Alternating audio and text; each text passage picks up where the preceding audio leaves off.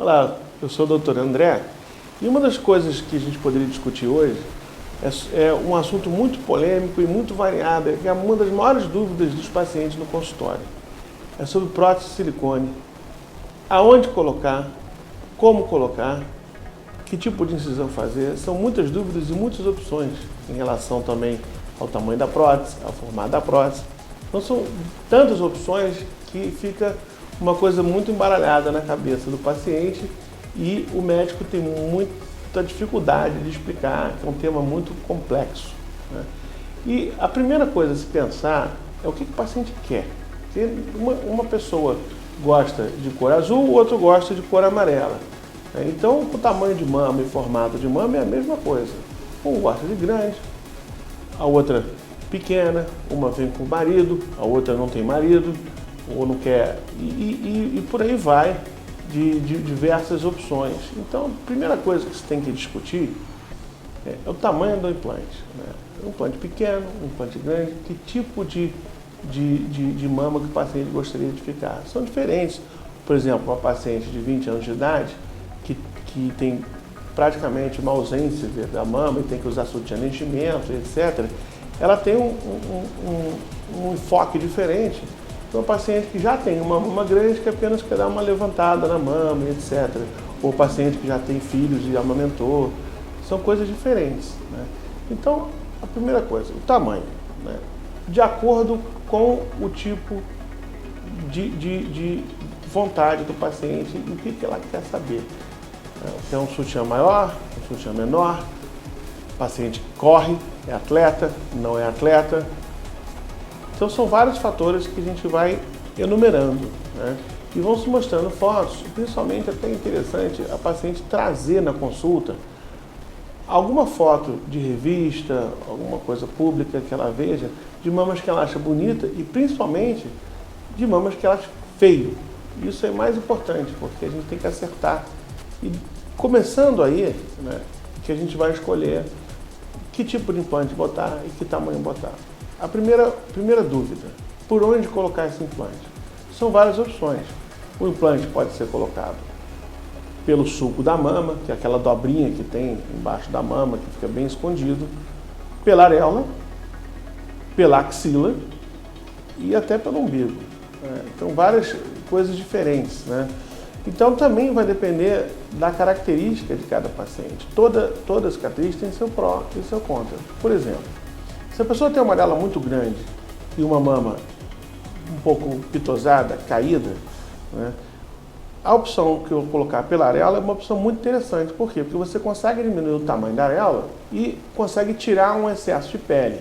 A gente faz uma mamoplastia pela areola com prótese de mama. Então, às vezes, uma mama caída, até certo ponto, ela consegue se levantar e diminuir o tamanho da areola e vai resultar uma areola menor com uma cicatriz em volta toda da areola. Ela cicatriza muito bem e fica uma cicatriz um pouco mais visível. Mesmo que cicatrize maravilhosamente bem, você procurando, você vai achar, porque ela quebra um pouquinho a continuidade do degradê da areola. A areola, ela é mais escura no centro e ela vai aos poucos ficando mais clarinha para a periferia. No momento que você quebra um pouquinho esse degradê, é o que torna mais perceptível a cicatriz.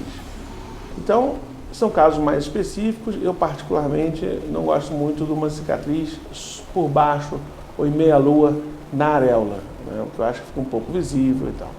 Uma segunda opção interessante seria colocar pelo sulco da mama. Essa é a opção mais anatômica, mais rápida, menos dolorosa no pós-operatório, mais fácil, né, e com maior controle do cirurgião. Então, mamas um pouco mais difíceis, você pode colocar pela areola, um paciente pelo sulco da mão, um paciente que não se incomodaria com essa cicatriz, porque ela fica realmente muito escondida e para ver tem que levantar os braços e deitar. Então é uma cicatriz, normalmente ela cicatriza muito bem.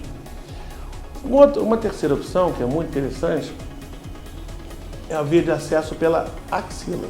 A axila é muito bom porque ela cicatriza muito bem, mas ela tem uma certa limitação em relação ao local que a gente coloca o implante, ao tamanho.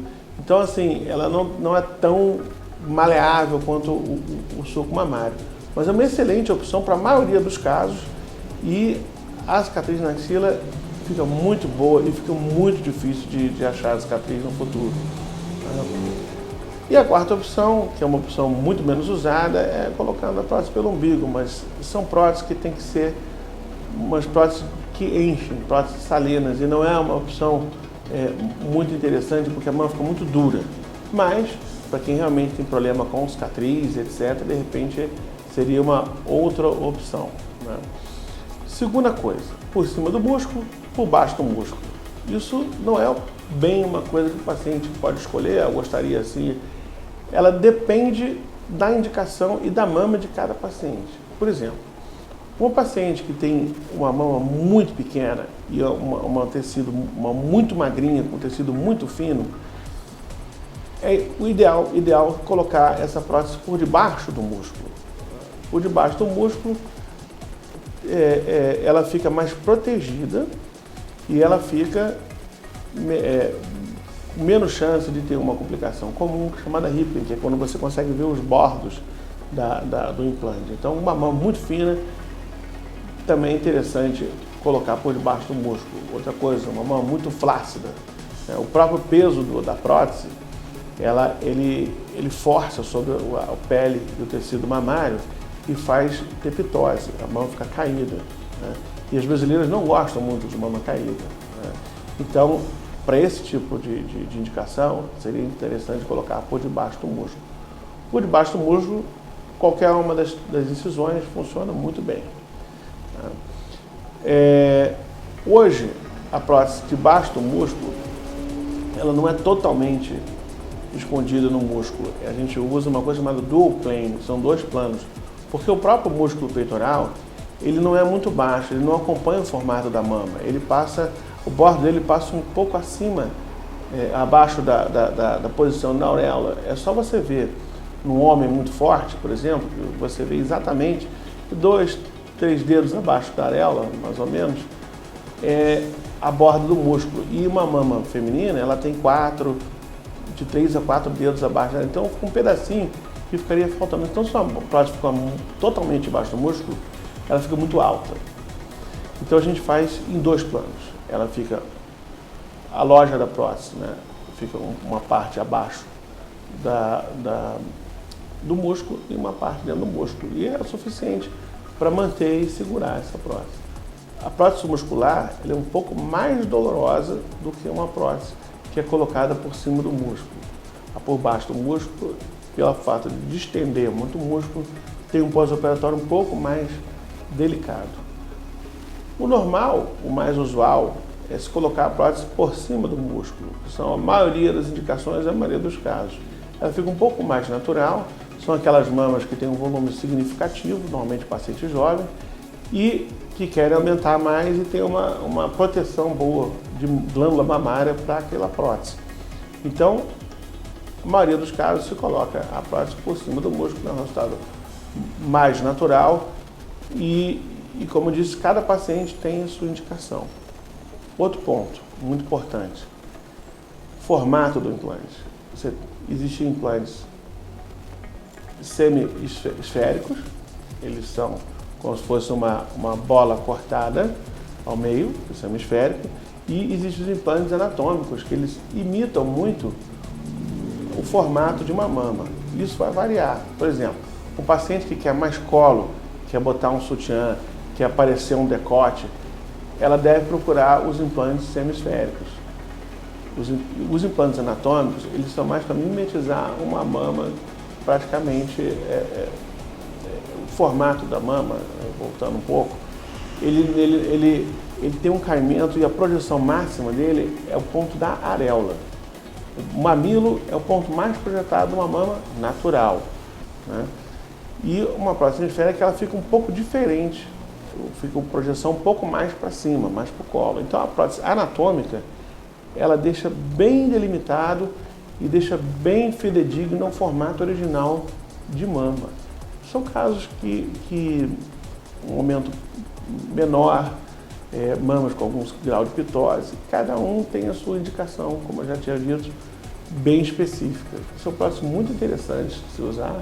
Elas cada vez estão sendo mais populares, mas elas são muito mais caras. O implante ainda é mais caro. Né? Então, essas são basicamente, né, as perguntas e os esclarecimentos sobre prótese de mama. E isso é um universo muito grande. Então, somente depois de uma consulta, com muita conversa com o médico, é que você vai conseguir, de certa forma, decidir por onde, aonde e que tipo de implante você deve usar. Muito obrigado.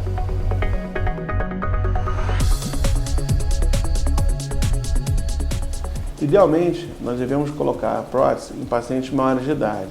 Pacientes adolescentes, salvo em casos muito específicos de assimetria de mama, uma mama muito maior que a outra, por exemplo, não se deve mexer nisso por enquanto. A idade máxima vai depender da vontade do paciente. Não existe, tecnicamente, uma idade máxima, apesar dos pacientes já na terceira idade, pacientes já mais velhas, elas dificilmente procuram esse tipo de cirurgia.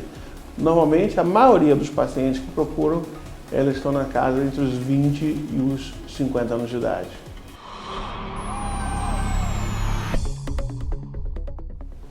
O tempo de recuperação ele é muito variável, ele depende da via de acesso e também, principalmente, da onde coloca a prótese. Uma prótese por cima do músculo, ela tem uma recuperação muito rápida.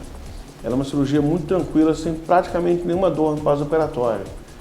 E que, normalmente, em 3 dias, o paciente já pode trabalhar, dirigir, levar a sua vida normal, exceto fazer ginástica, exercícios físicos e fazer força. Uma prótese submuscular, ela vai requerer um tempo um pouco mais alongado, variando de paciente para paciente. Tem gente que com 3 dias consegue dirigir e trabalhar, mas alguns pacientes precisam de 1 semana para se recuperar, quando a prótese é submuscular.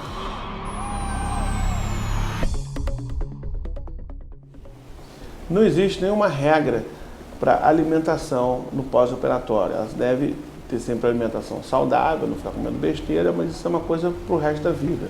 Né? Então, o pós-operatório não requer nenhum tipo de alimentação especial.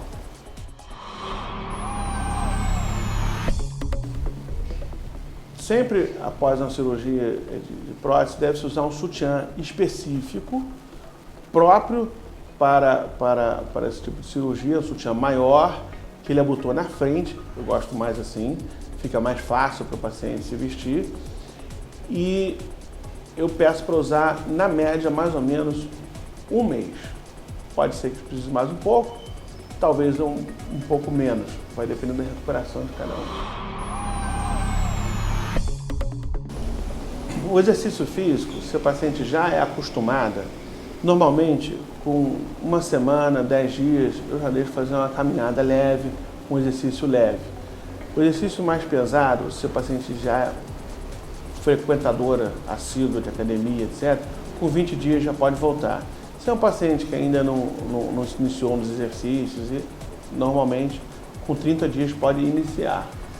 O sol, que é um pouquinho mais prolongado o tempo, por conta do fator que pode ficar um pouco roxo, e esse roxo, apesar de sumir, ele ainda fica um resquício que pode levar a alguma mancha. Então, eu peço para que fique 2 meses sem se bronzear. No entanto, você pode ir à praia, você pode ir à piscina, bem protegido depois de 1 mês. O fio solar com fator de proteção alto, dependendo do seu tom de pele, mas normalmente eu recomendo acima de 70, ideal que seja 100. Né? E de preferência, até se precisar ir antes para a praia, alguma coisa, você pode usar uma camisa dessa de proteção própria para cair na água, essas camisas com proteção UV, elas ajudam muito, e o sol do Brasil não é uma coisa muito light, principalmente no Nordeste.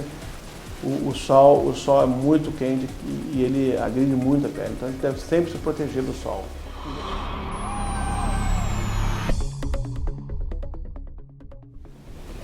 Se você não seguir direitinho as regras e não obedecer, o fundamental é a obediência no pós-operatório, né? O que o médico fala não é à toa, né? Tem que fazer isso, tem que fazer assim, é porque existe muita pesquisa e muita experiência por trás de cada indicação, de cada ordenamento em relação ao pós-operatório, né? Por exemplo, se você colocar uma prótese submuscular pela axila e for fazer exercício por uma semana, tem grande chance da sua prótese ir para a maxila, por exemplo, porque ela pode sair do lugar, né?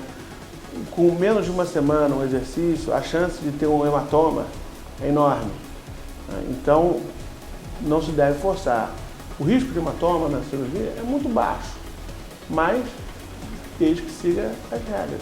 Agora, se fizer exercício, vai atrapalhar o resultado, vai alargar a cicatriz, vai aumentar a chance de fazer um seroma, que é o acúmulo de líquido dentro da loja da prótese. Então ela precisa ter uma boa cicatrização, uma cicatrização completa para você poder voltar às suas atividades normais. Se você tomar sol logo nas primeiras semanas, ainda roxo, você provavelmente vai ficar com uma mancha permanente, escurecida, para o resto da sua vida, com muita dificuldade para retirar essa mancha. Em muitos casos você não consegue. Então tem que obedecer direitinho, que fazendo isso, você tem um pós-operatório perfeito e a chance de complicação é mínima.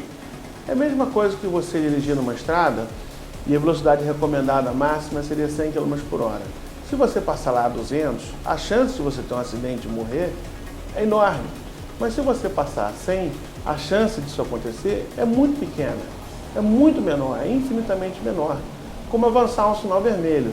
Você está no trânsito, o sinal fecha, se ele para vermelho, se você parar, a chance de ter um acidente é pequena. Se você avançar, provavelmente você vai causar um acidente.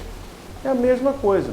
Obedeça as regras, faça de acordo com a programação indicada, isso não é à toa. Qualquer orientação que o médico te der, faça isso ou faça aquilo, nada é à toa, nada é por capricho.